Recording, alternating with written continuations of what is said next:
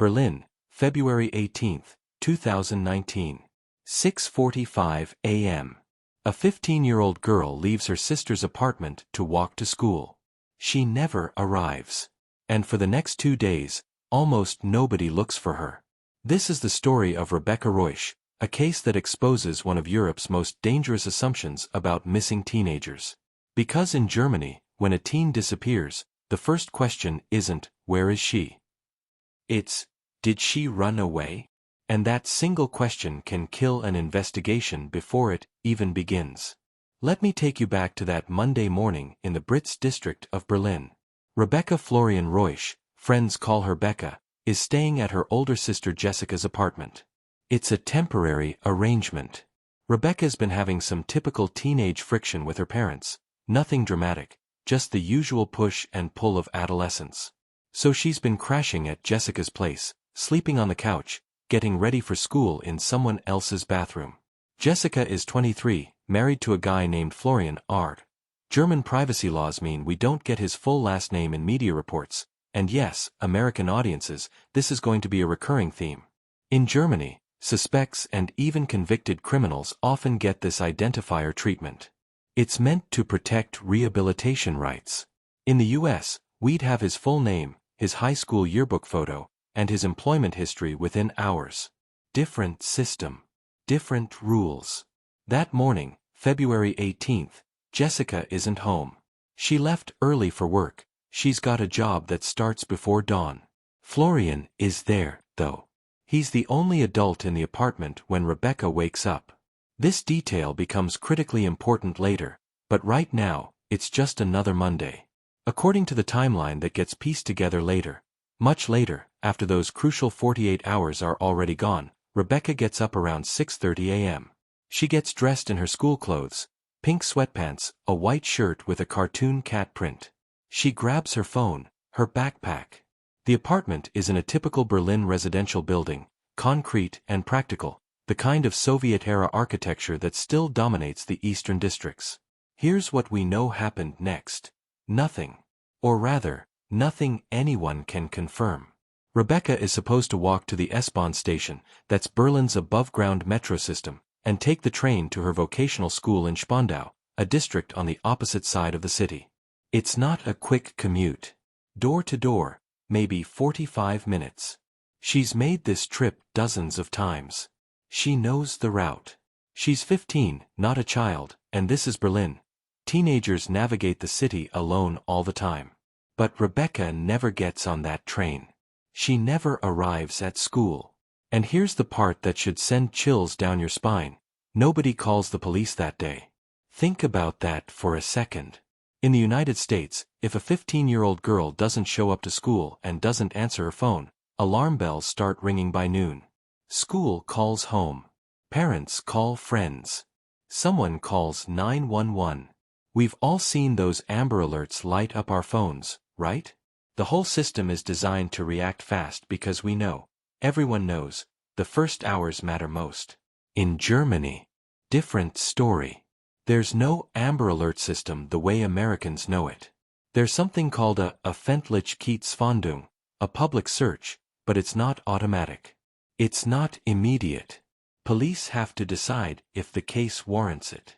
And if they think a teenager just ran away from home, that decision gets delayed. So when Rebecca doesn't come home that night, Monday night, February 18th, her family worries, sure. They text her. They call. Jessica messages her friends. But they don't call the police. Not yet.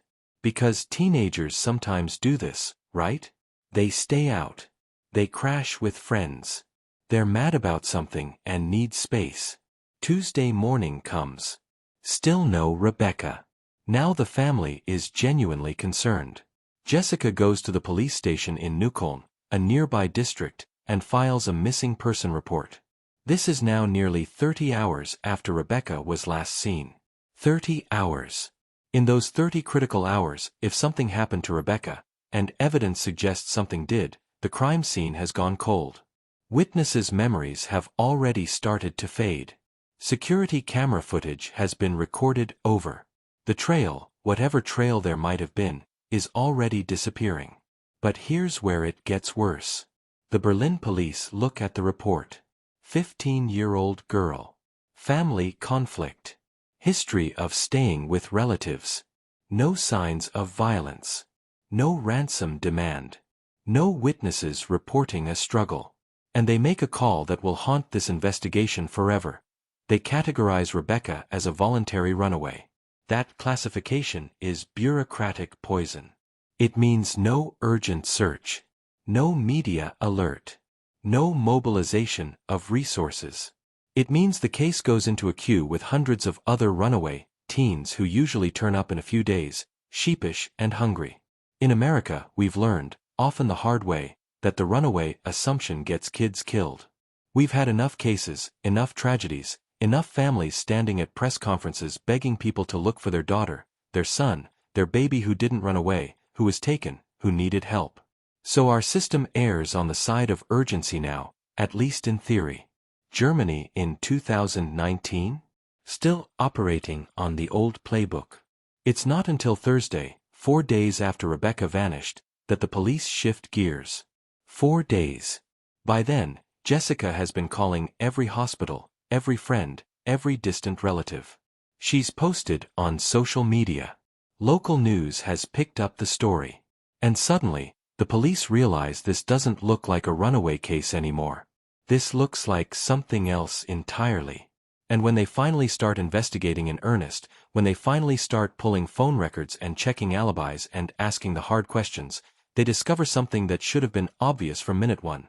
The last person confirmed to see Rebecca alive was Florian R., her brother-in-law. The man who was alone with her in that apartment the morning she disappeared. Florian R. is 27 years old when Rebecca disappears. He's been married to Jessica for about a year, maybe less. The exact timeline gets fuzzy in German media reports. He works in refrigeration, installing and repairing commercial cooling systems. Blue-collar job, steady income, nothing flashy. On paper, he's just a regular guy living in a Berlin apartment with his young wife. But here's what investigators learn once they actually start investigating. Florian's story about that Monday morning has problems. Big problems. Let's reconstruct what he told police, and what the evidence said instead. According to Florian, Rebecca woke up that morning around 6:30 a.m., same as usual. He was still in bed. He heard her moving around, getting ready for school. She called out goodbye, maybe, "Scuss" in German, and left the apartment. He never saw her walk out the door. He was half asleep. Last thing he heard was the door closing. Then nothing. Simple story. Straightforward. The kind of alibi that's hard to break because it's mostly passive. He wasn't doing anything, just lying in bed, half-conscious. Except the phone data tells a different story entirely. In Germany, like in the US, your cell phone is basically a tracking device you pay for. Every time it pings a tower, every time you connect to Wi-Fi, every time you check an app, there's a digital breadcrumb. And Rebecca's phone? It never left the apartment building. The last ping from Rebecca's phone comes from the apartment's Wi-Fi network at approximately 6:20 a.m. After that, nothing. The phone either dies, gets turned off, or gets destroyed.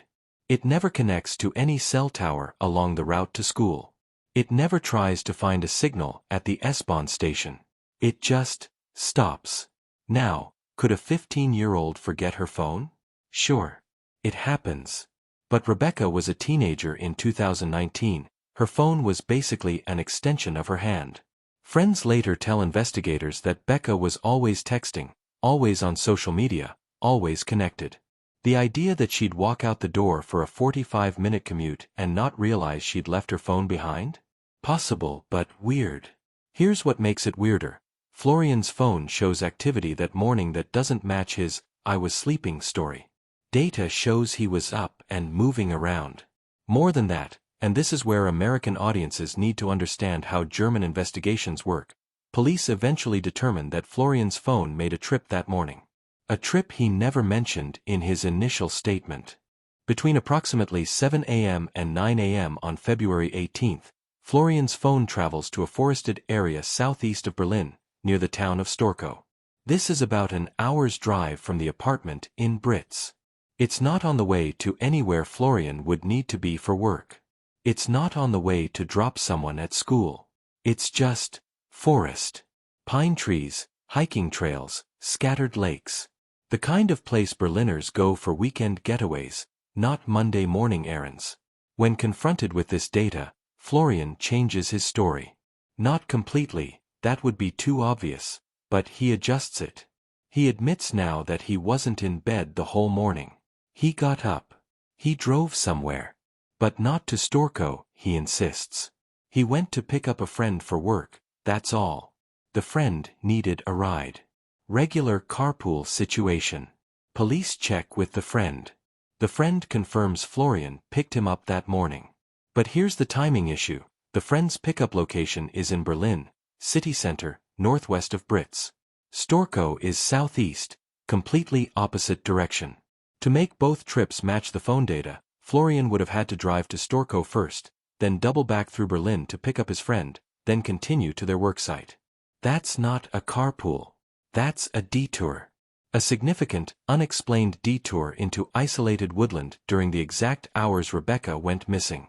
Let me give you the American parallel so this lands properly.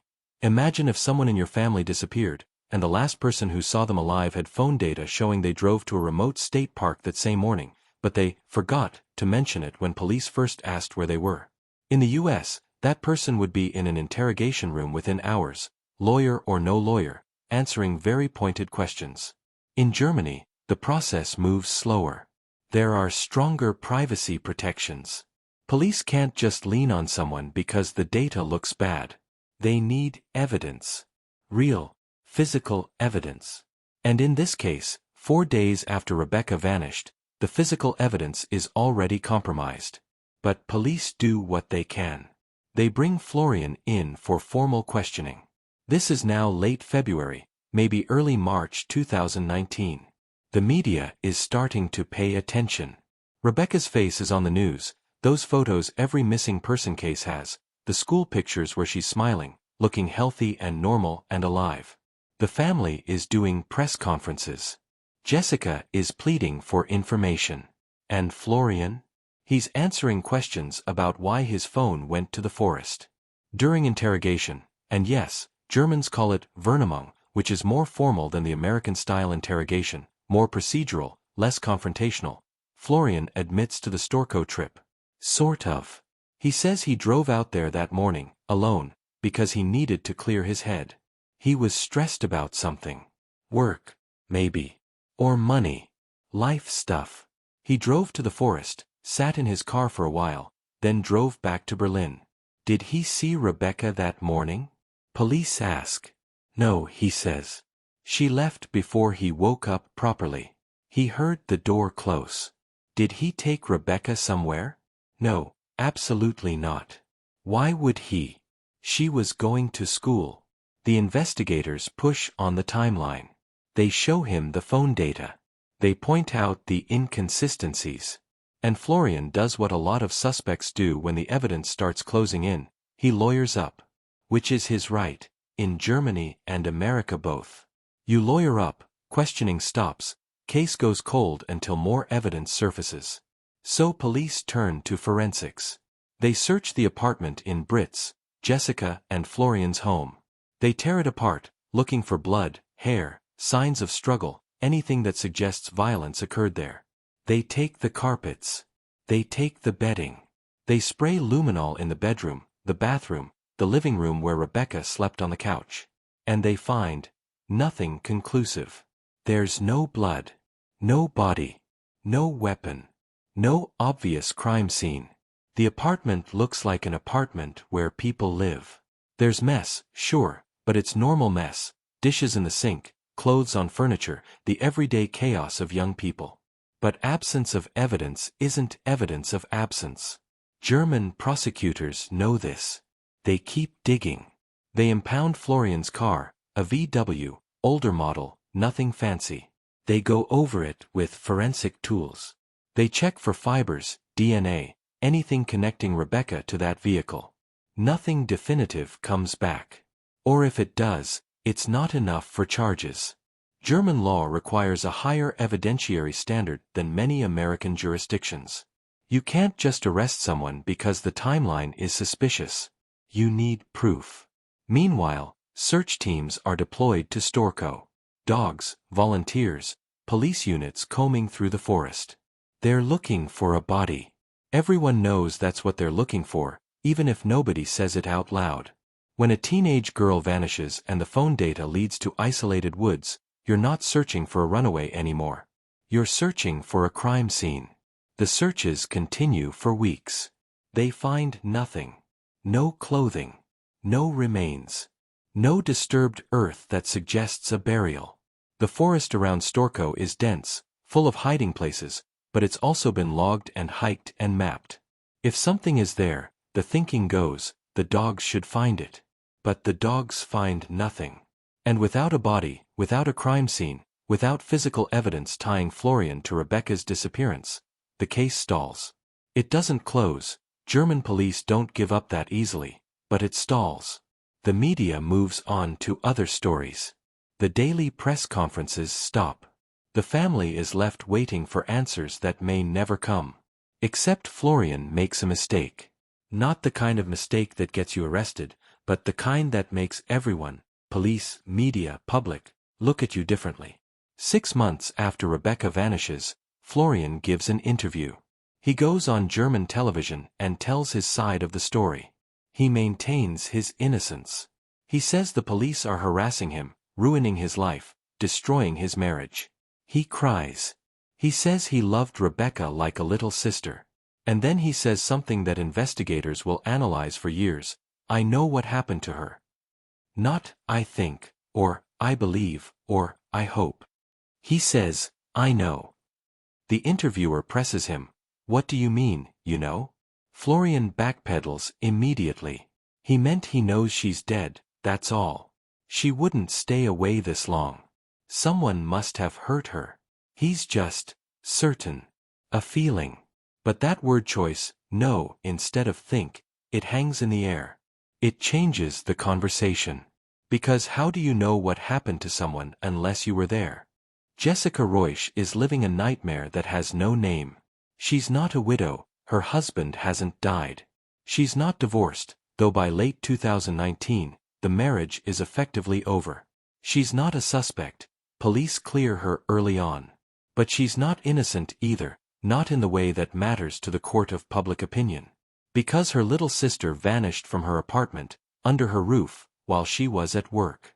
And her husband, the man she chose, the man she brought into the family, is the prime suspect. How do you live with that? Let's go back to before Rebecca disappeared, because context matters here. The Reusch family is tight-knit, working class, the kind of German family that values stability and routine. Rebecca is the youngest of 3 sisters. Jessica is the oldest, then there's another sister in between, Vivian, though she stays mostly out of the media spotlight. The parents, Bridget and Bernd, are described by neighbors as decent people, quiet, not the type to cause drama. Rebecca was close with Jessica. 7 years age difference. But they had that bond some siblings get when one becomes almost a second parent. When Rebecca started having the usual teenage conflicts at home, nothing serious, just the, I hate my curfew, and you don't understand me stuff every 15-year-old goes through, Jessica offered her couch. Come stay with us for a bit. Cool off. It'll be fine. It's the kind of offer an older sister makes because she loves her sibling and wants to help.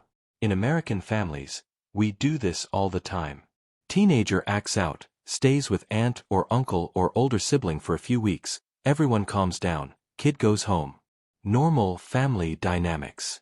Except this time, the teenager never goes home. And Jessica has to live with the knowledge that if she hadn't made that offer, if she'd told Rebecca to work it out with their parents, if she'd said, not right now, our apartment is too small, any of those completely reasonable responses, Rebecca might still be alive. But she did make the offer. And Rebecca came to stay. And then she was gone. In the days immediately after Rebecca's disappearance, before police started focusing on Florian, Jessica is just a terrified older sister doing everything humanly possible to find her sibling. She's calling hospitals, all of them, every single one in Berlin and the surrounding Brandenburg region. In Germany, unlike the US, hospitals aren't required to report unidentified patients to a central database immediately, so you literally have to call each one individually and ask, "Do you have a Jane Doe matching this description?" She's checking with Rebecca's friends, scrolling through her sister's social media trying to figure out if there's a boyfriend nobody knew about, a secret friend group, some piece of information that explains where a 15-year-old would go. She's posting on Facebook, and remember, 2019 is peak Facebook for missing person cases in Europe. The algorithm is still somewhat functional. Posts still reach people.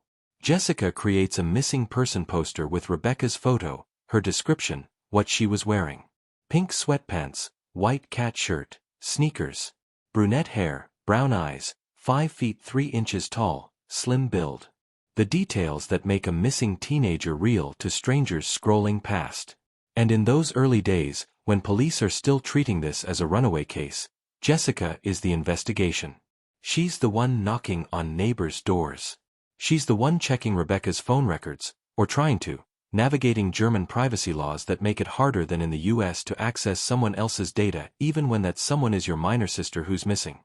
Then police pivot. They stop looking for a runaway and start investigating a potential homicide. And their focus lands on Florian. Imagine being Jessica in that moment. The police detective sits you down and says, "We need to talk about your husband." Not, "We think someone took your sister," but specifically, "Your husband. Where was he that morning? What time did he leave? Did you notice anything unusual about his behavior?" At first, Jessica defends him. Of course she does. This is the man she married.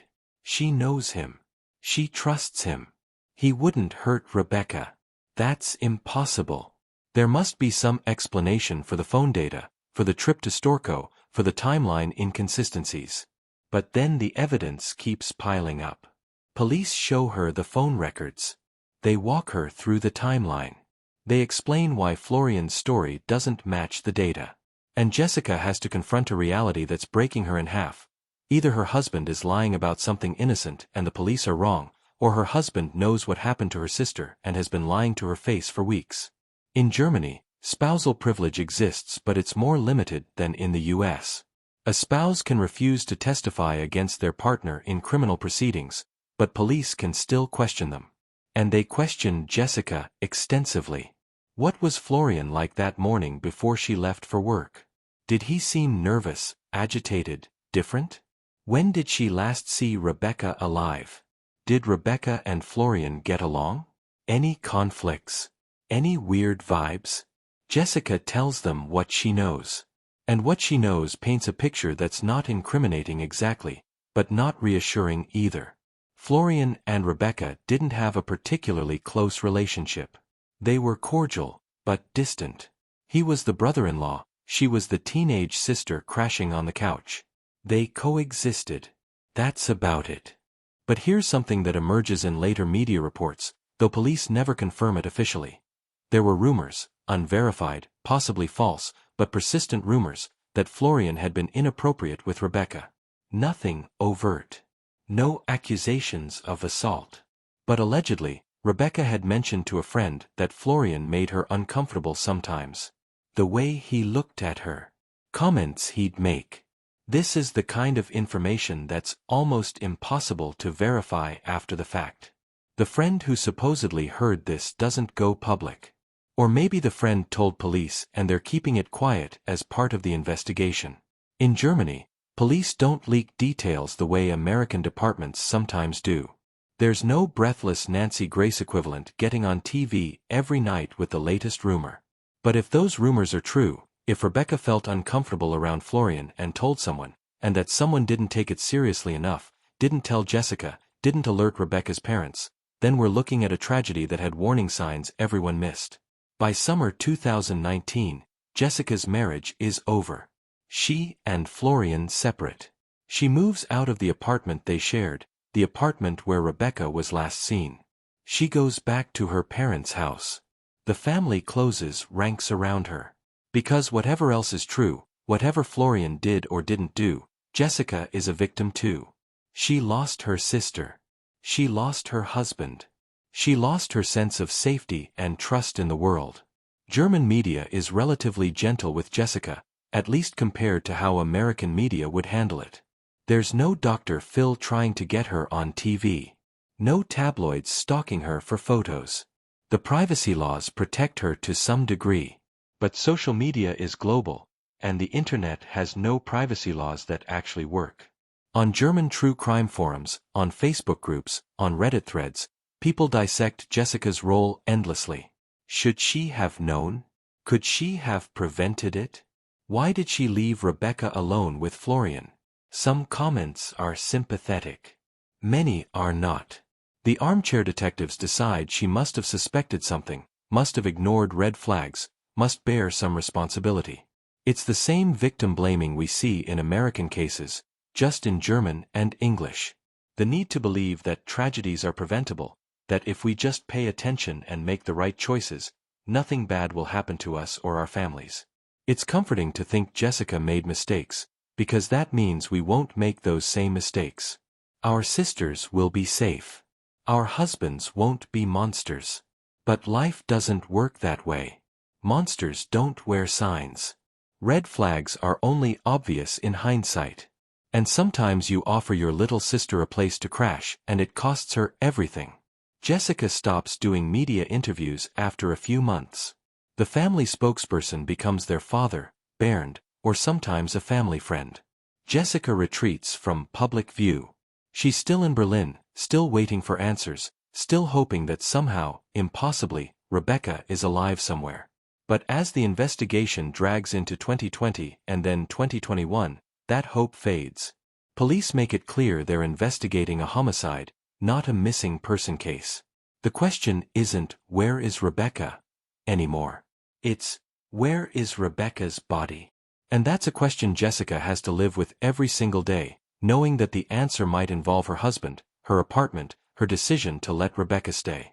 The Berlin prosecutor's office, in a move that's unusual for German judicial restraint, makes a public statement in late 2020. They believe Rebecca is dead. They believe she died in the apartment in Brits. They believe Florian R. is responsible. But without a body, without physical evidence, without witnesses, they can't bring charges. In American terms, this is like the DA going on CNN and saying, "We know who did it, but we can't prove it." It's a message to Florian, "We're watching you."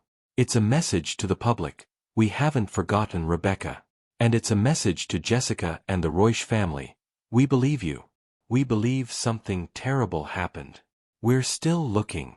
But believing and proving are two different standards. And Germany, like most European countries, doesn't have the same appetite for circumstantial prosecutions that American DAs sometimes pursue. You can't just tell a jury, "Look at the suspicious behavior, look at the lies, look at the phone data," and hope they convict. You need evidence. Hard evidence. The evidence they need is somewhere in the forests around Storkow, or buried somewhere in Berlin, or hidden in a place nobody's thought to look yet. And until they find it, Jessica lives in limbo, married to a man she believes killed her sister, unable to move forward, unable to get justice, unable to grieve properly because there's no body to bury. When German police finally commit to searching for Rebecca Reusch, they commit hard. But understand, this isn't an American-style massive volunteer search party with hundreds of locals forming lines through the woods. German investigations are more controlled, more bureaucratic, more German. The primary search area is that forest near Storkow, about 60 kilometers southeast of Berlin. It's called the Domheide-Seen Nature Park, Domheide Lakes, in English. Picture this, 594 square kilometers of pine forest, lakes, marshland, and hiking trails. That's roughly 230 square miles. To put it in American terms, it's bigger than Chicago. And somewhere in that vast wilderness, police believe they might find evidence of what happened to Rebecca. They bring in cadaver dogs. These are specialized animals trained to detect human remains, even old remains, even remains that have been moved or buried. The dogs work in teams, handlers moving methodically through sectors of forest. In the US, we might live stream this, have news helicopters overhead, CNN with a countdown clock. In Germany, the press gets occasional updates. The searches happen largely away from cameras. One detail that shocks American observers: German police don't just search once and give up.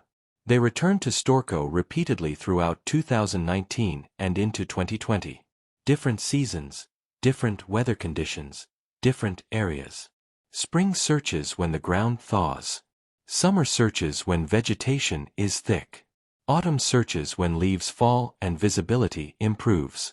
Winter searches when snow might reveal disturbed earth. They use ground-penetrating radar in some sections. They drain parts of small lakes and ponds. They bring in archaeologists, yes, archaeologists, who know how to identify disturbed soil, how to recognize human burial patterns, how to distinguish between animal remains and human remains when all you've got are fragments. And they find nothing. No body. No clothing. No backpack with school books. No pink sweatpants or white cat shirt. Nothing that definitively says, Rebecca Reusch was here. But absence of evidence creates its own questions. If Florian drove to Storkow that morning, and phone data says he did, why? What was he doing in that specific area? The location matters. The forest around Storkow isn't just random wilderness. It's a place Florian knew. Investigators discover that Florian had been to this area before. Not frequently, but enough to be familiar with it. He'd gone camping there once, maybe twice. He knew the access roads, the parking areas, the trails that lead deep into the forest where casual hikers don't go. This isn't a place he randomly chose that morning. This is a place he knew he could hide something. In the US, this kind of familiarity with a body dump site, and let's be honest, that's what we're talking about, would be devastating in court. Prosecutors would hammer it. He didn't panic and drive to the nearest patch of trees. He drove to a specific forest he knew, during specific hours, the same morning his sister-in-law disappeared. That's premeditation. That's consciousness of guilt. But German prosecutors need more. They need physical evidence. And the forest isn't giving it up. Meanwhile, back in Berlin, investigators are building a different kind of case. They're reconstructing Rebecca's last days, trying to understand who she was, what she was doing, whether there's any possibility, any at all, that she's still alive somewhere. Rebecca Florian Reusch was, by all accounts, a regular teenager.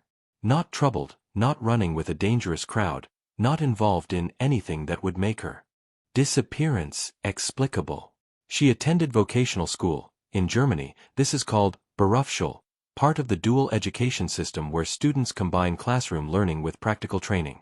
She was studying to work in retail, maybe fashion, something customer-facing.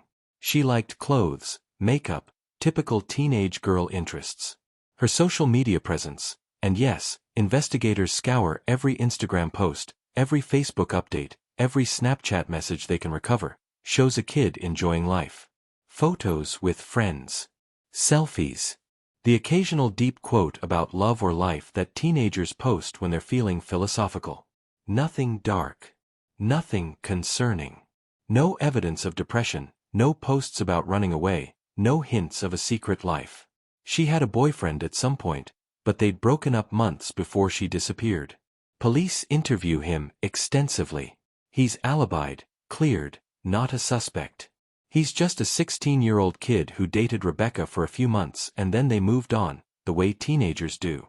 Her friends, and police interviewed dozens of them, all say the same thing: Rebecca was happy. She was looking forward to finishing school, getting a job, having her own money. She talked about the future. She made plans. She wasn't someone preparing to vanish. This is important for the investigation because it closes doors. No, she wasn't suicidal. No, she wasn't involved with drugs or dangerous people. No, she didn't have a secret online life where she was talking to predators. Police check all of this. They have to. Every missing teenager case requires eliminating the alternate theories. And every alternate theory leads back to the same conclusion. Something happened to Rebecca in that apartment, and Florian knows what. But knowing and proving remain two different standards. Prosecutors keep building their case, keep gathering evidence, keep hoping for a breakthrough. They re-interview Florian multiple times. He maintains his innocence. He maintains his story, mostly. When confronted with contradictions, he adjusts details but never admits to harming Rebecca. German police try something that would be controversial in the US. They publicly name Florian as their primary suspect. Not in a press release exactly, but in carefully worded statements to media. We believe the suspect, identified as Florian R., husband of the missing girl's sister, has information crucial to this investigation. It's coded language that everyone understands. We think he did it. We just can't prove it yet. This public pressure strategy is more common in Europe than Americans might expect. The thinking goes, if you're innocent, you cooperate. If you're guilty, the pressure might make you slip, make a mistake, lead police to evidence they haven't found yet. It's psychological warfare, and it's legal under German law in ways that might violate American standards about presumption of innocence. Florian's response? He stops talking to police without his lawyer present. He stops doing media interviews after that disastrous TV appearance where he said, "I know what happened to her." He retreats from public view, living somewhere in Berlin. Reports say he moved out of the Brits' apartment, possibly staying with family or friends. Jessica files for divorce. In Germany, you can't just get a quickie divorce the way some American states allow. You need to be separated for at least a year, prove the marriage has irretrievably broken down. But given the circumstances, courts move faster than usual. By late 2020, they're legally separated. The divorce finalizes in 2021. And through all of this, the Reusch family keeps Rebecca's memory alive. They hold annual vigils on February 18th, the anniversary of her disappearance. They maintain a Facebook page with updates, with pleas for information, with photos of Rebecca smiling, alive, real. They offer rewards, pooled money from family savings, nothing huge by American standards where we see six-figure rewards, but enough to maybe motivate someone who knows something to come forward. Tips come in. Police investigate each one. Someone thinks they saw Rebecca at a Berlin train station 3 months after she vanished. Investigators check security footage. It's not her. Someone claims they saw a man matching Florian's description dragging a carpet from a van at a remote location. Police search the area. Nothing. The case goes cold in the way cases do when you've exhausted every obvious lead. It doesn't close. Police still work it. There's still a detective assigned to Rebecca's file. But the active daily investigation winds down. They're waiting now. Waiting for new evidence. Waiting for someone to talk. Waiting for a construction crew to dig up the wrong piece of ground and find what everyone's looking for. In 2021, there's a strange development. Polish authorities contact Berlin police. A body has been found in western Poland, near the German border. Young female, approximate age matches Rebecca. Could this be her? The Reusch family holds their breath for days while DNA testing happens. German bureaucracy being what it is, results take time. When they finally come back, it's not Rebecca. It's another girl, another tragedy, another family's nightmare. But not theirs. This happens occasionally in high-profile missing person cases. Every unidentified body in the region becomes a possible match. Every young female found dead might be Rebecca. The family lives in perpetual state of braced impact, waiting for the knock on the door, the phone call from police, the confirmation that changes everything and nothing. Because here's the brutal truth that families of missing people know: finding a body doesn't bring the person back. It just changes the kind of grief you're experiencing. But at least it's an ending. At least you can bury your daughter, your sister, your child. At least you can stop wondering if maybe, impossibly, she's out there somewhere. The Reusch family doesn't get that ending. Not in 2019. Not in 2020. Not in 2021. As of 2022, as of 2023, as of right now in January 2026, Rebecca Reusch is still officially missing. Presumed dead. But missing. And Florian R. He's walking free in Berlin. Not arrested. Not charged. living his life while a 15-year-old girl's family lives in limbo. That's the German justice system at work. Thorough, methodical, protective of rights, including the rights of people who might have gotten away with murder. 3 weeks after Rebecca disappears, Berlin police get a warrant to search Florian's car again. Not the cursory first pass they did early on, but a forensic teardown. They're looking for something specific now, something the initial search might have missed. The car is a burgundy Renault Twingo, compact city car, the kind that's everywhere in Berlin. Florian used it for work, hauling tools and equipment for his refrigeration jobs. Normal wear and tear inside. Fast food wrappers. Work gloves. Nothing obviously suspicious. But forensic techs don't care about obvious. They care about microscopic. They remove the floor mats. They vacuum every surface. They swab the trunk. They're looking for hair, fiber, blood traces, anything connecting Rebecca to this vehicle. And they find something. Not blood. Not DNA. Something weirder. Carpet fibers that don't match anything in the car's interior. The fibers are pink, synthetic, consistent with residential carpeting. And more importantly, they match the carpet that was in Jessica and Florian's apartment, specifically, the bedroom carpet. Now, finding your own carpet fibers in your own car isn't suspicious by itself. You track stuff from home to car all the time. But here's what makes these fibers interesting. They're found in the trunk. Not the passenger area. The trunk. And they're concentrated in one section, like something wrapped in carpet was placed there and then removed. In the US, this would be CSI gold. Prosecutors would build an entire narrative. Florian wrapped Rebecca's body in bedroom carpet, transported her in the trunk, drove to Storkow, disposed of everything. The carpet fibers prove the connection. Case closed, jury deliberates, conviction. But Germany requires more than narrative. They need Rebecca's DNA on those fibers. They need blood evidence. They need something definitively human, not just carpet that could have gotten there 100 innocent ways.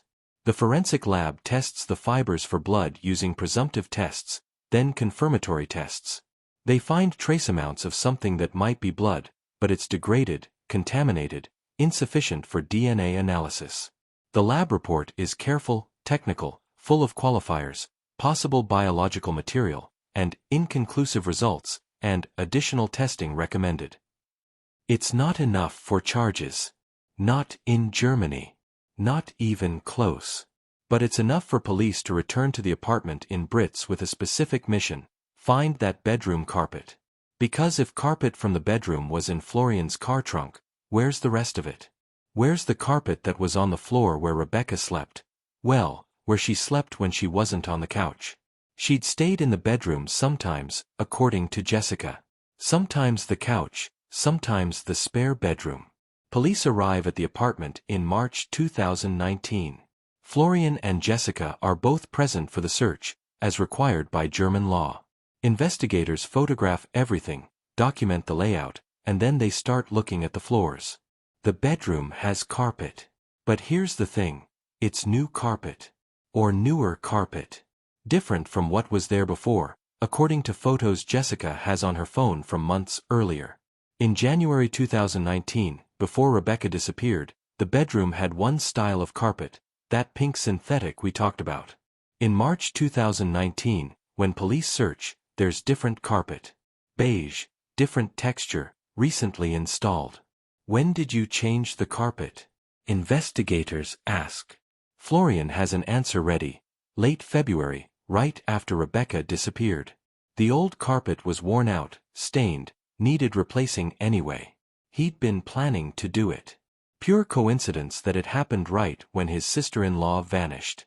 Police ask the obvious question, where's the old carpet? Thrown away, Florian says. Took it to a disposal site, one of those municipal recycling centers Berlin has everywhere. Gone. Can't retrieve it now. Did you keep a receipt? Police ask. German bureaucracy runs on receipts. You get a receipt when you drop stuff at the disposal center, proof you paid the fee. Florian doesn't have a receipt. He paid cash, he claims. Or maybe he didn't pay at all, just tossed the carpet in a dumpster somewhere. He doesn't remember exactly. It was a stressful time, his sister-in-law was missing, he wasn't thinking clearly about documentation. For American audiences, understand how damning this is. A suspect changes the carpet in his bedroom, the room where the missing girl sometimes slept, days after she disappears, and then claims he can't remember where he disposed of the old carpet? In the US, that's consciousness of guilt. That's evidence of cover-up. That's a prosecutor's dream. But proving it requires finding that carpet. And Berlin produces tons of garbage every day. The city's waste management system is efficient, industrial, relentless. Garbage goes to incineration plants, gets burned for energy. By the time police realize the carpet is critical evidence, it's been weeks. If Florian threw it away when he said he did, it's ash now. Police try anyway. They contact every municipal disposal site in Berlin and the surrounding area. They ask for records, video footage, anything showing Florian dropping off carpet. Most sites don't have cameras. The ones that do have footage that's already been recorded over. German privacy laws limit how long surveillance footage can be retained. Dead end. But investigators catch a break from an unexpected source. Florian's own family, his mother, in a conversation with police that she probably regrets, mentions that Florian asked her about cleaning products in February. Specifically, he wanted to know what's best for removing stains from carpet. When did he ask this? Police want to know. Mid-February, she thinks. Before Rebecca disappeared, but not long before. Maybe a week, maybe less. This is circumstantial, not proof. But it builds the timeline. If Florian was researching carpet cleaning before Rebecca vanished, then claiming he replaced the carpet because it was worn out, not because it had incriminating stains, that story gets shakier. Police bring in luminol again. They spray the concrete floor beneath where the old carpet was, looking for blood traces that seeped through. Luminol reacts with iron in hemoglobin, glows blue under UV light.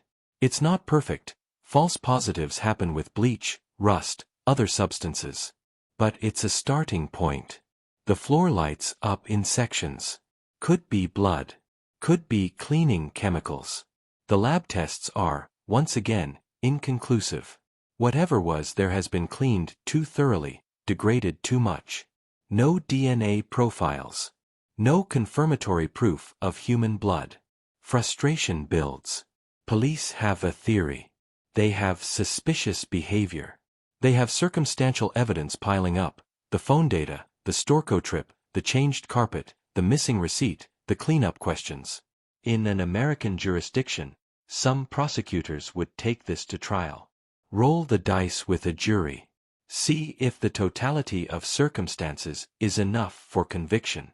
Germany doesn't work that way. The standard is higher. The burden is heavier. And without a body, without clear physical evidence, the prosecutor's office won't file charges. They can't risk acquittal. In German law, double jeopardy protections mean if you're tried and acquitted, you can't be retried even if new evidence emerges. So prosecutors wait. They gather. They hope. Meanwhile, Rebecca's family is learning what every cold case family learns. Justice is not guaranteed. The truth does not always come out. Sometimes people get away with murder because the evidence just isn't there. Let's talk about the morning of February 18, 2019, minute by minute. Because in missing person cases, especially when someone vanishes from their own home, the timeline is everything. And in Rebecca's case, the timeline has holes big enough to hide a body. Jessica leaves for work at 5:45 a.m. She's confirmed this with police, her employer verified it, and her phone GPS data backs it up. She works at a bakery across town. Germans take their bread seriously, bakeries open early. She kisses Florian goodbye, maybe checks that Rebecca is still asleep on the couch, and she's out the door into the dark Berlin morning. At this point, Rebecca Reusch is definitely alive. Definitely in the apartment. Two people know this for certain. Jessica, who just left, and Florian, who's still in the apartment with her. Between 5:45 a.m. and 7 a.m., we have a black hole. 15 minutes turns into an hour and 15 minutes where nobody except Florian can say what happened in that apartment. No neighbors hear anything. No one sees anything. The building is typical Berlin residential. Concrete walls, decent soundproofing. People mind their own business. Rebecca's phone goes silent at 6:20 a.m. Last activity is on the apartment's Wi-Fi network. She's checking Instagram or messaging friends, typical teenage morning routine. Then nothing. Phone either dies, gets turned off, or gets destroyed. Florian initially told police Rebecca left around 6:30 a.m. He heard her getting ready, heard the door close. But when pressed on details, did you actually see her leave? Did she say goodbye? What was she wearing exactly? His story gets vaguer. He was half asleep. He's not sure of the exact time. Maybe it was 6:45. Maybe earlier. Here's where American investigators would hammer him. Which is it? You heard her at 6:30 or 6:45. That's a 15-minute window, and in a murder investigation, 15 minutes matters. Did you see her or hear her? Because hearing someone getting ready and hearing a door close doesn't mean the person who left was Rebecca. By 7 a.m., Florian's phone is pinging towers that track movement from Brits toward the A12 Autobahn, heading southeast. The route to Storkow. This part is not disputed. Phone data is phone data. Florian admits he left the apartment that morning. He drove somewhere. Where he drove and why, that's where the story falls apart. Florian's version: he drove to pick up a coworker for their job. The coworker lived in Berlin, required a ride. Normal carpool arrangement. Police version: the phone data shows a trip towards Storkow first, then a return to Berlin, then the coworker pickup. That's an hour-plus detour that makes no sense for a simple carpool. Investigators map it out. From Brits to Storkow is roughly 60 kilometers, about 35 miles. In Berlin morning traffic, that's 50 to 60 minutes one way. Add time in the forest, say, 30 minutes to unload something, hide something, compose yourself, then the drive back. You're looking at 2.5 to 3 hours total. Florian picks up his coworker around 9:15 a.m. Police confirm this with the coworker. So working backward, if Florian left Brits around 7 a.m., spent time in Storkow, drove back to Berlin to pick up the coworker by 9:15 a.m., the timeline fits. Barely, but it fits. What doesn't fit is the why. Why make that trip? What's in Storkow that required immediate attention on a Monday morning when your sister-in-law just disappeared? Florian's explanation shifts depending on who's asking. To police, he says he needed to clear his head, drove to the forest to think. To his lawyer, he says he went to check on something work-related, maybe a future job site. To his mother, according to her statement, he said he didn't go to Storkow at all that day. Police must have the phone data wrong. These contradictions matter. In German courts, judges pay attention to inconsistent statements. They note when a suspect's story changes. Unlike American jury trials where the prosecution can hammer someone over every tiny shift in narrative, German judges are professionals who evaluate credibility more dispassionately. But they're not idiots. They see when someone is lying. The problem is proving what the lie is covering. Is Florian lying about Storkow because he's embarrassed about something innocent? Or is he lying because he buried his sister-in-law in those woods and every word he says is damage control? Police construct alternate timelines. Theory 1. Rebecca left for school as planned. Something happened to her between the apartment and the S-Bahn station. Florian's trip to Storkow is unrelated coincidence. This theory requires believing in massive coincidence. Investigators hate coincidence. Theory 2. Rebecca never left the apartment.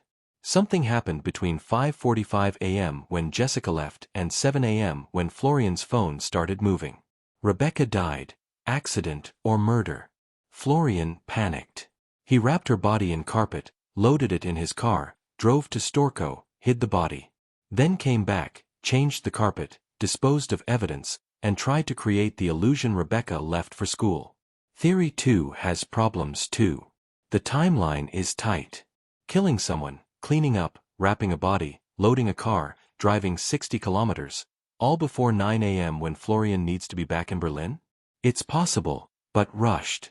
You'd expect mistakes. Witnesses. Evidence left behind. Unless you planned it. Unless you knew Jessica's work schedule. Unless you knew Rebecca would be alone with you for several hours that morning. Unless you prepared. That's the theory that keeps police up at night. Premeditation. Which would make this first-degree murder under German law, Mord, not Totschlag. The distinction matters. Mord carries mandatory life sentences. Totschlag, which is more like American manslaughter or second-degree murder, has more sentencing flexibility. But proving premeditation requires evidence of planning. Did Florian buy cleaning supplies beforehand? Did he research body disposal? Did he have the new carpet ready to install? These are questions investigators need answers to. They check Florian's computer history. German privacy laws make this harder than in the US. You need specific warrants, probable cause, judicial approval. But eventually, they get access. They're looking for searches like how to clean blood, or body decomposition rates, or police cadaver dogs. They find nothing obvious. No smoking gun browser history. Either Florian is smarter than that, or he didn't plan anything. Or he used incognito mode.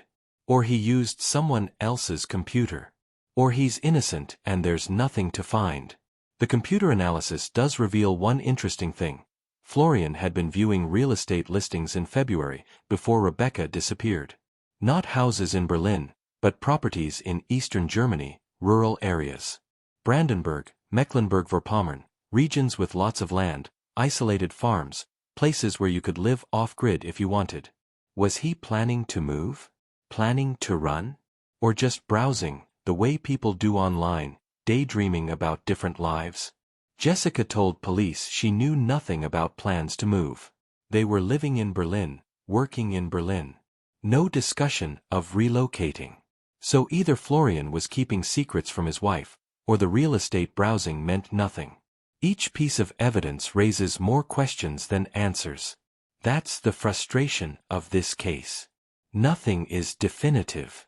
Everything can be explained away, given enough benefit of doubt. And German law operates on doubt. If there's reasonable doubt, there's no conviction. The standard is strict. Some might say too strict, especially when everyone knows. Police know, prosecutors know, the public knows, that Florian is lying about something. But knowing and proving remain the unbridgeable gap that defines this case. In American true crime, witnesses make or break cases. Someone saw something. Someone heard something. A neighbor noticed a car at the wrong time. A jogger remembers a suspicious person. We build entire prosecutions on eyewitness testimony, even though we know it's unreliable. In Rebecca's case, there are no witnesses. None. And in a city of 3.7 million people, that's almost impossible. The apartment in Brits sits in a typical residential building. 6 floors, maybe 30 units, families and retirees and young couples stacked on top of each other. Someone should have seen Rebecca leave that morning. Someone should have heard something if there was a struggle. Someone should have noticed Florian loading his car. Police canvass the building in the days after Rebecca disappears. They knock on every door. Did you see Rebecca Reusch on February 18th? Did you hear anything unusual? Did you notice the couple in apartment 23 doing anything strange? The answers are universally unhelpful. No one saw Rebecca. One elderly neighbor thinks maybe she heard the apartment door close around 6:30 or 6:45 a.m., but she's not sure. Could have been any door on the floor. Could have been a different morning entirely. Memory is funny that way, especially when police ask you to recall something mundane from weeks ago.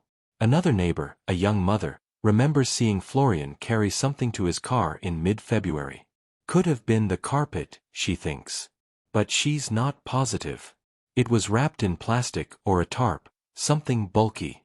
She assumed he was hauling work equipment or taking garbage to disposal. She didn't think anything of it until police started asking questions. When was this? Police press. What day exactly? She can't say. Sometime in the week after Rebecca disappeared, maybe. Or before. She's not certain. She has a toddler, she's exhausted, the days blur together. She's sorry she can't be more specific. This is the problem with witness testimony.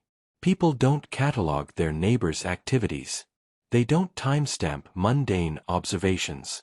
You see someone carrying something to their car, you don't think, I should remember this in case they're disposing of a body. You think, there's my neighbor hauling trash, and you forget about it instantly. For comparison, in the US we'd have security cameras everywhere. Apartment buildings have cameras in hallways, parking areas, entrance doors.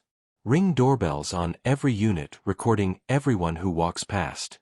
Private citizens creating surveillance networks that law enforcement can access with warrants. Germany has cameras too, but fewer. Privacy laws limit where they can be installed, how long footage can be retained. The Brits' apartment building has one camera at the main entrance. Police pull the footage. They see Jessica leave at 5:45 a.m. They see Florian leave around 7 a.m., carrying what looks like a work bag. They don't see Rebecca. Ever. Does that prove she never left? Not definitively. There's a side entrance to the building, used for garbage and maintenance. No camera there. Someone could exit without being filmed. But would a 15-year-old girl use the garbage entrance when the front door is easier? Unlikely, unless someone directed her to. Police check traffic cameras along the route Rebecca would have walked to the S-Bahn station. Berlin has these at major intersections, monitoring traffic flow. They scan hours of footage from February 18th. They're looking for a girl in pink sweatpants and white cat shirt walking alone in the early morning. Nothing. No Rebecca. No one matching her description anywhere near the route she should have taken. This absence is damning, but it's not proof. Maybe she took a different route. Maybe she got a ride from someone. Maybe the camera angles missed her. Or maybe she never left the apartment at all. What about the S-Bahn station? Surely there are cameras there. Berlin's public transit system is extensively monitored. Every station has cameras on platforms, at ticket machines, at entrances and exits. Police check. No Rebecca at the station she normally used. No Rebecca at any nearby station. No one resembling her on any S-Bahn train heading toward Spandau that morning. She simply doesn't appear in Berlin's extensive surveillance network after 5:45 a.m. when Jessica left for work. In American investigations, this would shift the focus immediately. Girl disappears, doesn't show up on any camera, last person to see her alive has suspicious phone data, that person becomes suspect number one. Police would be executing search warrants, seizing vehicles, bringing dogs to search for cadaver scent. German police do all of this, but slower. More methodically. With more legal oversight. And at each step, Florian has rights. He has a lawyer. He can refuse to answer questions. He can't be coerced or pressured the way American suspects sometimes are. There's one potential witness who could blow the case open, the co-worker Florian picked up that morning. This guy, let's call him Michael, though German media uses only initials, is the last verifiable stop in Florian's Monday morning timeline. Police interview Michael extensively. What time did Florian pick you up? What was his demeanor? Did he seem nervous, rushed, sweating? Was there anything unusual about his vehicle? Any strange smells, any visible stains, any carpet or tarp? Michael's answers are disappointingly normal. Florian picked him up around 9:15, maybe 9:20 a.m. He seemed fine. Maybe a bit quiet, but Florian was often quiet in the mornings. The car looked normal. No weird smells. They drove to their job site, worked all day, normal Monday. Did Florian mention Rebecca? Police ask. No, Michael says. He didn't know Rebecca was missing until days later when it hit the news. Florian never mentioned his sister-in-law at all that day. And there's the thing that bothers investigators. Your 15-year-old sister-in-law is living with you, she doesn't show up to school, and you don't mention it to your coworker? You don't say, hey, Rebecca didn't come home last night, we're worried? Nothing. Either Florian genuinely didn't know Rebecca was missing, which would mean she left the apartment as he claimed, and he only found out later she never arrived at school. Or he knew exactly where Rebecca was, and talking about it would risk exposure. Police try to find other witnesses.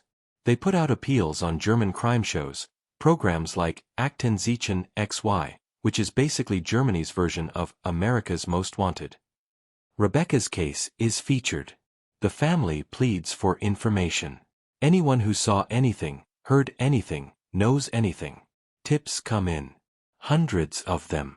Someone saw a girl who looked like Rebecca at a Berlin shopping center weeks after she disappeared. Police investigate. Not Rebecca. Someone else knows a guy who bragged about hiding a body. Police investigate. Unrelated case. Someone heard screaming from an apartment in Brits on February 18th. Police check the address. Wrong building, domestic dispute, nothing to do with Rebecca.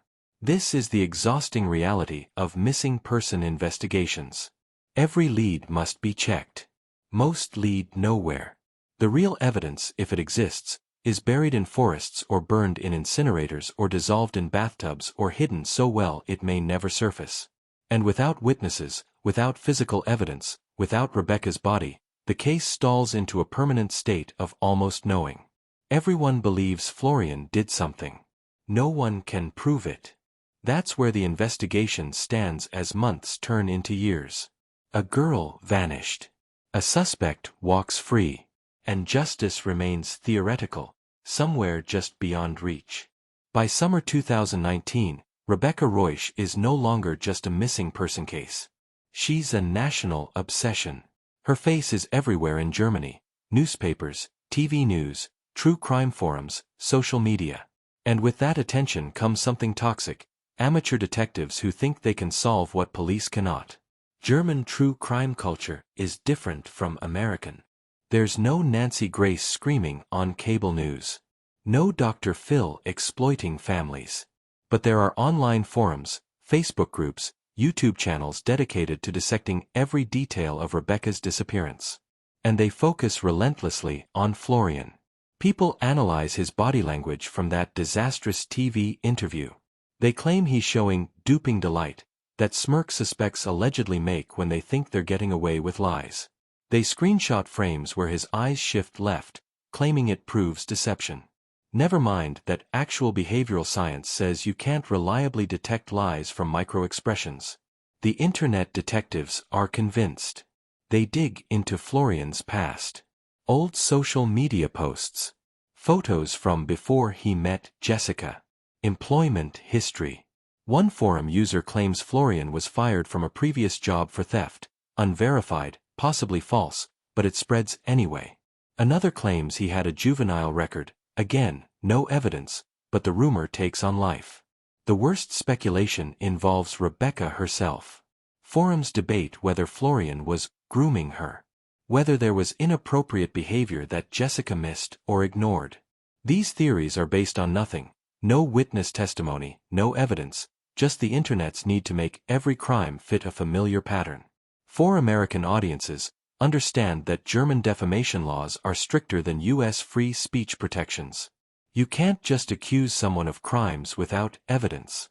Florian could sue these forum users, these YouTubers, these Facebook groups. But doing so would keep his name in headlines, keep the case alive in public consciousness. His lawyer likely advises silence. Don't engage. Don't feed the beast. The media attention has real consequences. Police receive thousands of tips, most worthless. Resources get diverted investigating claims like, "I saw Rebecca in Prague," or "Florian has a secret cabin in the mountains." Each tip must be checked, each theory eliminated, each hour spent on nonsense is an hour not spent on real investigation. Jessica faces the worst of it. Online commenters blame her. How could she not know her husband was dangerous? How could she leave Rebecca alone with him?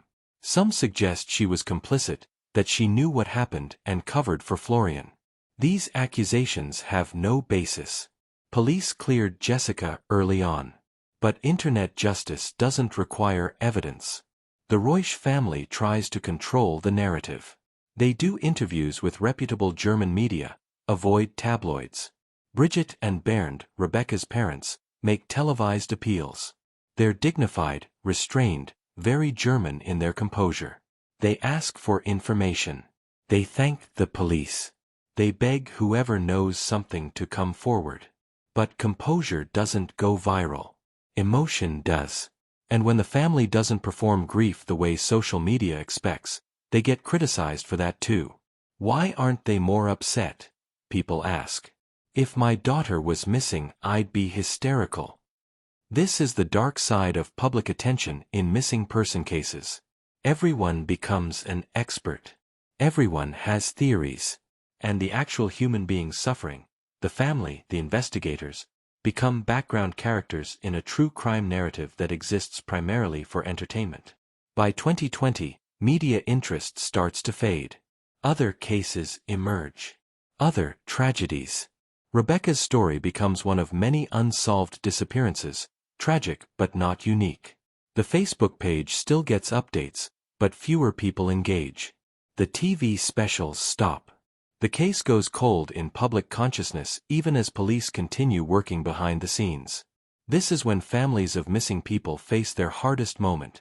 The world moves on, but they can't. They're frozen in February 2019, waiting for the phone call that changes everything. For the Reusch family, that call hasn't come. Not in 5 years. Not in 6. Rebecca is still missing. Florian is still free. And justice remains somewhere between impossible and inevitable, depending on whether that forest ever gives up its secrets.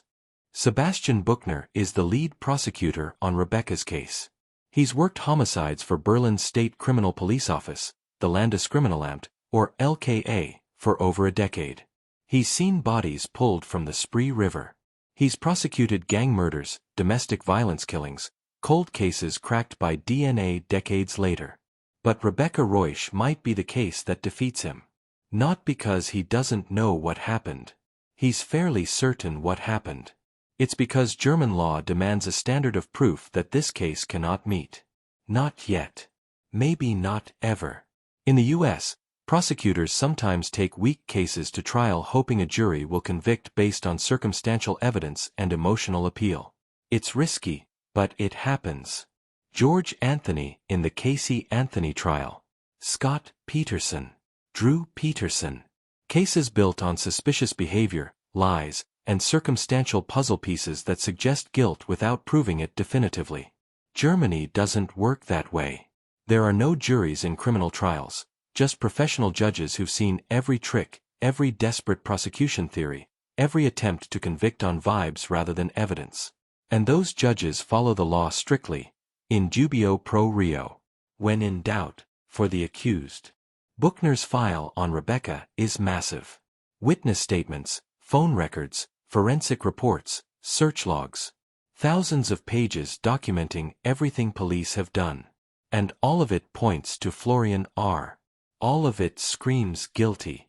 But none of it proves murder. Here's the legal problem. Without a body, German prosecutors must prove beyond reasonable doubt that the victim is dead and that the accused killed them. Both elements. You can't just prove someone is missing and probably dead. You need evidence of death, medical examiner reports, decomposition evidence, circumstances where survival is impossible. There are exceptions. If someone disappears from a plane crash over the ocean, courts presume death even without remains. If someone falls into industrial machinery and gets incinerated, death can be legally established without a body. But a teenager walking to school in Berlin? That's harder. Theoretically, she could be alive. Kidnapped, held captive, trafficked, horrible scenarios, but possible. Buchner knows Rebecca is dead. The phone evidence alone tells him that. A 15-year-old doesn't abandon her phone and vanish voluntarily. The lack of any activity, no bank cards used, no social media posts, no contact with friends, after 6 years? Nobody hides that well without help or coercion. But knowing and proving remain different standards. So Buchner considers his options. Option 1. Charge Florian with murder now, based on circumstantial evidence. The carpet, the phone data, the Storco trip, the lies. Present it to judges and hope they see what everyone else sees. This man killed his sister-in-law and hid her body. Risk. Acquittal. If the judges rule insufficient evidence, Florian walks. And due to double jeopardy protections, even stronger in Germany than the US, he can never be retried for Rebecca's murder, even if her body turns up later with his DNA all over it. One shot. That's all prosecutors get. Option 2. Wait. Keep investigating. Keep searching forests. Keep interviewing witnesses. Hope technology improves.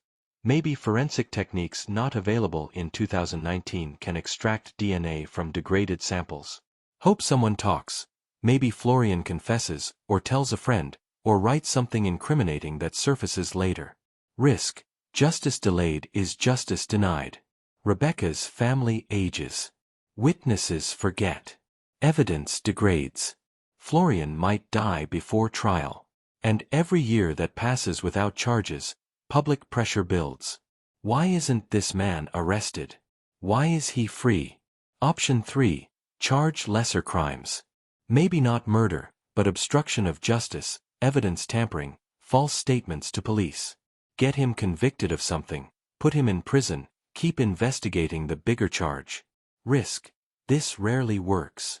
Lesser charges require evidence too. And in Germany, you can't just charge someone with lying to police unless you prove what they lied about. If Florian lied about the Storco trip, prosecutors must prove why, which circles back to proving Rebecca's murder. American audiences might wonder, what about grand juries? What about indictments based on probable cause? Germany doesn't have that system. Prosecutors file charges directly, but they need court approval. A judge reviews the evidence before trial and can dismiss charges if proof is insufficient. It's a safeguard against weak prosecutions, but it also means borderline cases never reach trial. By 2020, Buchner makes his decision. He'll wait. He publicly announces, unusual for German prosecutors, that he believes Rebecca is dead, believes she died in the Brit's apartment, believes Florian is responsible. But he won't file charges yet. Not until he has the evidence German law requires. This announcement is strategic. It keeps pressure on Florian. It tells the public the case is active. It warns potential witnesses that information is still valuable, still wanted. And it preserves the option to prosecute later when, if, better evidence emerges. But it also means admitting temporary defeat. The system, designed to protect innocent people from wrongful conviction, also protects guilty people who are careful enough, lucky enough, or cold enough to hide their crimes effectively. Florian's lawyer, predictably, calls the announcement outrageous. How dare prosecutors publicly accuse his client without filing charges? It's character assassination, trial by media, violation of presumption of innocence. He threatens lawsuits against the prosecutor's office. Nothing comes of those threats. Because in Germany, prosecutors have broad immunity when making statements about ongoing investigations. And calling someone a suspect isn't defamation if you genuinely believe they committed the crime. It's just prosecutorial opinion. The stalemate continues into 2021, 2022, 2023. Searches happen periodically, new areas of Storco forest, lakes drained and searched, cadaver dogs brought in whenever there's a credible tip. Nothing. Always nothing. Forensic experts retest samples from Florian's car, from the apartment, from anywhere evidence might have been missed. Technology improves. DNA analysis becomes more sensitive. But you can't extract DNA from samples that don't exist. The carpet is gone. The evidence is gone. And so the case sits in legal limbo. Too strong to close, too weak to prosecute. A prosecutor who knows what happened but can't prove it. A suspect who remains free because the law protects him. And a family waiting for justice that German law cannot deliver. Not yet. Maybe not ever. January 2024. 5 years since Rebecca disappeared. The case that captivated Germany has settled into grim routine. Annual vigils on February 18th. Occasional media updates. Police still working leads, but nobody expects breakthrough anymore. This is what cold cases look like. Not closed, not solved, just existing. Then something shifts. Not evidence exactly. Not a witness coming forward. Something more subtle and potentially more damaging to Florian. People who knew him start talking. It begins with an ex-girlfriend. She dated Florian years before he met Jessica, back when he was in his early 20s. She sees Rebecca's case on a true crime podcast, hears Florian's name, and something clicks in her memory. She contacts Berlin police through the anonymous tip line. What she tells them, Florian had a temper. Not violent necessarily, but controlling. He didn't like when she talked to other men. He tracked her phone location obsessively. And once, during an argument, he grabbed her throat, not choking, she clarifies, but the threat was there. The implicit violence. She broke up with him shortly after. That was 2014, 5 years before Rebecca disappeared. She moved on, assumed he'd matured. Now she's wondering if she saw warning signs nobody else noticed. This testimony doesn't prove murder. In court, defense lawyers would shred it. Past relationship problems don't prove current crimes. But it establishes pattern. It shows Florian capable of intimidation, control, physical aggression toward women. It makes the Rebecca timeline less unthinkable. Other people emerge. Former co-workers describe Florian as odd, solitary, the kind of guy who didn't socialize much. He'd take long lunch breaks, drive off alone, return hours later. Where'd he go? Nobody asked. You don't interrogate co-workers about their lunch habits. But now, looking backward through the lens of Rebecca's disappearance, those long unexplained absences feel sinister. Was he scouting locations? Planning? Or just taking drives because he liked solitude? Context changes everything. A neighbor from the Brits apartment building, not someone police interviewed in 2019, she wasn't living there then, comes forward with information from the building's informal gossip network. Apparently, other residents heard arguments from Florian and Jessica's apartment in early 2019. Nothing dramatic, typical couple stuff. But one neighbor specifically remembers Jessica yelling something about Florian, looking at her sister weird. This is third-hand gossip, probably inadmissible in court. But if true, it means Jessica noticed something. Maybe she confronted Florian about inappropriate attention toward Rebecca. Maybe that confrontation escalated. Maybe, and this is pure speculation, the kind prosecutors can't use but can't ignore, Florian decided Rebecca was a problem that needed solving. American audiences understand this investigative phase. It's when circumstantial evidence reaches critical mass. No single piece proves guilt, but together they paint a picture. In the U.S., this is when prosecutors convene grand juries, present the totality of circumstances, ask for indictments. German prosecutors don't have that tool. But they use these new statements to pressure Florian differently. They bring him in for another round of questioning in March 2024. His lawyer is present. Everything is recorded. And prosecutors lay out the timeline one more time, adding the new context. We know you had history of controlling behavior toward women. We know neighbors heard you arguing about Rebecca. We know your phone went to Storco.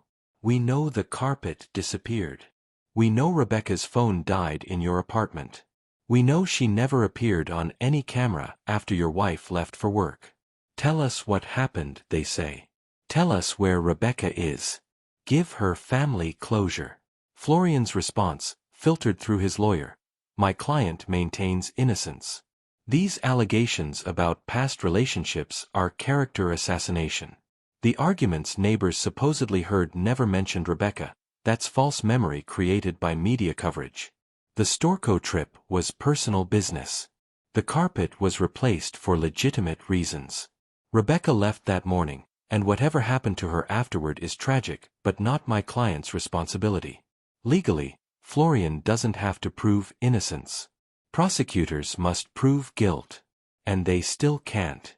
Not to German evidentiary standards. But the pressure is working in other ways. By mid-2024, Florian has essentially become Germany's most notorious unprosecuted suspect. True crime documentaries feature his case. International media picks up the story. Rebecca Reusch becomes known beyond Germany, covered in American true crime podcasts, British crime shows, French investigative programs. Her face, frozen at 15, is recognized across Europe. And Florian? He's recognizable too now. His face, his name, his association with Rebecca, it follows him everywhere. He can't hold jobs. Employers Google his name, see the accusations, decide they don't want that controversy. He can't date. Women Google him, find Rebecca's case, ghost him. He can't live normally anywhere in Berlin. Too many people recognize him, confront him, photograph him for social media. Some might call this justice by other means. He's not in prison, but he's not free either. He's serving a life sentence of public suspicion, social isolation, permanent marking as the man who probably killed his sister-in-law but was never convicted. Others call it dangerous vigilantism. What if he's innocent? What if someone else took Rebecca, and the real killer walks free while an innocent man suffers? German civil rights advocates occasionally defend Florian's presumption of innocence, argue that prosecutors have weaponized media attention to punish someone they can't legally convict. But most people, looking at the evidence, come to the same conclusion police reached years ago. Florian knows what happened to Rebecca. Whether he killed her intentionally, whether it was an accident that he panicked and covered up, whether someone else was involved, the details might vary, but his involvement doesn't. The Reusch family, now in year 6 of their nightmare, faces a terrible choice: accept that formal justice might never come, or keep hoping that evidence surfaces, that Florian confesses, that somehow resolution arrives. Bridget, Rebecca's mother, gives an interview in late 2024. She's aged visibly, gray hair where there was color before, lines etched deep around her eyes. She says she dreams about Rebecca every night. Sometimes Rebecca is 15, frozen in time. Sometimes she's 21 now, the age she'd be if she were alive. In those dreams, Rebecca walks through the door, apologizes for worrying everyone, explains she was lost but she's home now. Then Bridget wakes up. And Rebecca is still gone. Still missing. Still legally in limbo between living and dead because German courts haven't declared her deceased. That declaration, Todeserklärung in German, is something the family could request. After someone has been missing for several years with no contact, courts can legally declare them dead for purposes of estate settlement, insurance, closure. But doing so feels like giving up. Like accepting that Rebecca is never coming home. The family hasn't requested it. Not yet. Maybe not ever. Because hope, even irrational hope, is sometimes all that sustains people through unbearable loss. And so the case remains active but stalled. Florian remains free but imprisoned by suspicion. Rebecca remains missing but assumed dead. And German justice, thorough and careful and protective of rights, remains unable to deliver what everyone wants: definitive answers and accountability. That's where we stand as 2026 begins. 7 years since Rebecca walked out of that apartment, or didn't walk out, depending on who you believe. 7 years of investigation, searching, hoping, and waiting. The question everyone asks: will this case ever be solved? And the answer nobody wants to hear: maybe not in the way we expect justice to work. 7 years. That's how long Rebecca Reusch has been missing as we record this in January 2026. Long enough that she'd be 22 now if she's alive. Long enough that hope has calcified into grim certainty for most people following this case. Long enough that we can step back and evaluate what we actually know versus what we believe we know. Let's start with the facts. The undisputed, documented, verifiable facts that any court would accept. Rebecca Reusch was last reliably seen alive on February 17, 2019, when her sister Jessica left for work around 5:45 a.m. on February 18. Rebecca was in the apartment in Brits, sleeping on the couch or in the spare bedroom. Florian R., Jessica's husband, was the only other person in the apartment. Rebecca never arrived at school that day. Her phone stopped transmitting data at 6:20 a.m. from the apartment's Wi-Fi network. She never appeared on any security camera, public transit footage, or street surveillance between the apartment and her school. She has had no verified contact with anyone, no phone calls, no social media, no bank card usage, no sightings that police could confirm, in 7 years. Florian's phone data shows he traveled to the Storkow Forest area between approximately 7 a.m. and 9 a.m. that same morning. He initially denied this trip, then admitted it, then provided conflicting explanations for why he went there. The bedroom carpet in the apartment was replaced shortly after Rebecca disappeared, and Florian cannot provide documentation of where he disposed of the old carpet. These are facts. Everything else, everything about what actually happened to Rebecca, is theory. Educated theory, supported by evidence and investigation, but still theory. Because without a body, without a crime scene, without witnesses, we're reconstructing events that only 1 or 2 people truly know. So let's talk about the 3 main theories, ranked by probability. Theory 1. Florian killed Rebecca in the apartment. Probability, 85 to 90%. This is what Berlin police believe. This is what the prosecutor believes. This is what most people who've studied this case believe. And here's why it fits the evidence best. Something happened between 5:45 a.m. when Jessica left and 7 a.m. when Florian's phone started moving towards Storkow. Maybe Rebecca woke up, maybe there was a confrontation, maybe Florian made advances that Rebecca rejected. The specific trigger doesn't matter as much as the result. Rebecca died in that apartment. Florian panicked. Or maybe he didn't panic. Maybe he planned this, knew Jessica's schedule, knew he'd have time alone with Rebecca. Either way, he had roughly an hour to handle the situation. He wrapped Rebecca's body in the bedroom carpet, loaded it into his car, drove to Storkow Forest where he'd been before and knew the isolated areas. He buried or hid the body well enough that 5 years of police searches haven't found it. Then he returned to Berlin, picked up his coworker to establish alibi, worked a normal day. Later, he replaced the bedroom carpet to remove evidence, disposed of the old carpet at a location where it would be destroyed, incinerated at a municipal waste facility most likely. This theory explains everything. The phone going dead in the apartment, Florian's trip to Storkow, the missing carpet, the lack of Rebecca on any surveillance footage, the conflicting stories Florian told police. The only thing it doesn't explain is where Rebecca's body is. And that's the piece that prevents prosecution. Theory 2. Someone else took Rebecca. Florian is innocent.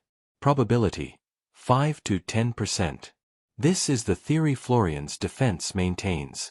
Rebecca left the apartment that morning as planned. She walked to school, or tried to. Between the apartment and the S-Bahn station, someone, a stranger, a predator, someone unknown, abducted her. This person either killed her immediately or held her captive. Either way, Rebecca is dead now, 7 years later, but Florian had nothing to do with it. His trip to Storkow that morning was coincidental, unrelated. The carpet was replaced for legitimate reasons. The lies he told police were panic responses to being accused, not guilt. Here's why this theory has low probability. It requires massive coincidence. Rebecca disappears the exact morning Florian makes an unexplained trip to isolated forest? The exact morning her phone dies in the apartment? The exact morning no cameras capture her leaving? And then Florian lies about his movements, changes his story multiple times, replaces carpet and can't document disposal? Possible. Technically, yes. Likely, no. Not when you add up all the coincidences required for Florian to be innocent. But this is why German prosecutors can't charge him yet. Because unlikely coincidence isn't the same as impossible. And German law requires proof beyond reasonable doubt. Theory 3. Accident covered up as murder. Probability, 5%. This is the sympathetic theory, the one that assumes Florian isn't a monster but made catastrophically bad decisions. Maybe Rebecca fell, hit her head, died accidentally while Florian was supposed to be supervising her. Maybe they argued, he pushed her, she fell wrong. Maybe it was a genuine accident, but Florian panicked. He knew how it would look. Teenage girl dies while alone with brother-in-law. He knew Jessica would leave him. He knew police would suspect murder. So instead of calling emergency services, instead of telling the truth, he made it worse. He hid the body. He created a cover story. He turned an accident into a homicide cover-up, which legally is nearly as serious as murder itself. This theory has low probability because the cover-up was too sophisticated. The carpet removal, the Storco trip, the disposal, these suggest premeditation or at least cold calculation, not panic. People who panic call 911. They don't methodically clean crime scenes and drive bodies to pre-scouted burial locations. But it's possible. And it's the theory that Florian's family probably clings to, that he's not evil, just terrified and stupid. Where we stand now. As of January 2026, the case remains open but cold. Police still investigate tips. Searches still happen occasionally. But without new evidence, a confession, a body, a witness who saw something crucial, nothing changes. Florian R. lives in Berlin, still free, still maintaining innocence. He's 35 now, unemployable, socially isolated, living under permanent cloud of suspicion. Some see this as justice by other means. Others see it as a travesty, an innocent man destroyed by circumstantial evidence and media trial. The Reusch family, Bridget, Bernd, Jessica, and their other daughter, live with absence. Rebecca's empty chair at holidays. Her birthday each year marking another milestone she'll never reach. The what-ifs that torture anyone who loses someone to violence. What if Rebecca had stayed home that week? What if Jessica hadn't offered her couch? What if they'd seen warning signs that maybe weren't there, or maybe were and everyone missed them? This is the reality of unsolved cases. Not the satisfying resolution true crime audiences want. Not the trial and conviction and justice served. Just permanent uncertainty, permanent grief, permanent questions without answers. The American angle, one last time. In the United States, this case might have ended differently. American prosecutors might have taken the circumstantial evidence to trial, rolled the dice with a jury, hoped that 12 ordinary people would see what police see and convict. It's risky, ask prosecutors who lost the Casey Anthony case. But it happens. Or maybe not. Maybe American prosecutors would face the same dilemma. We know what happened, but can't prove it. Maybe Rebecca's case would sit in the same limbo, just with different legal paperwork. The real lesson here isn't about German versus American justice systems. It's about what happens when someone is careful enough, lucky enough, or cold enough to commit murder without leaving prosecutable evidence. The law is designed to protect innocent people. But sometimes that protection extends to guilty people too. That's the price of civilization, of rights, of refusing to convict on hunches. Whether that price is worth paying, whether protecting one innocent person from wrongful conviction is worth letting one guilty person walk free, that's a question every society has to answer for itself. Rebecca Reusch deserved better. She deserved to grow up, finish school, fall in love, have a life. Instead, she's frozen forever at 15, a face in missing person posters, a case file that grows thicker but never closes. And somewhere, in a forest, in a grave, in a place only one person knows, Rebecca waits to be found. Waiting for justice that may never come. Waiting for someone to finally tell the truth. Waiting.